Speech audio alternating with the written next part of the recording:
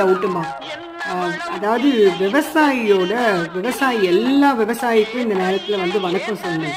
நீங்க நாத்து நடும்போது முதுகு குனிறீங்கல்ல, அது எங்களால எக்ஸர்சைஸ் பண்ணா கூட எங்களால பண்ண முடியல. எப்படி உங்களோட முதுக அப்படி நீங்க குனிஞ்சு நடுறீங்க?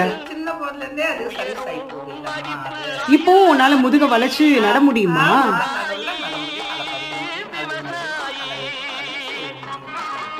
வியூவர்ஸ் பார்க்குற எல்லாருமே நீங்க வீடியோ பார்த்தாலும் சரி, பக்கத்துல இருக்கிற விவசாய நிலத்தையும் பார்த்தாலும் சரி, நம்மலாம் வந்துட்டு அர்பன் டயர்ல ஒர்க் பண்றவங்களாலலாம் முதுக வந்து குனியவே முடியாது.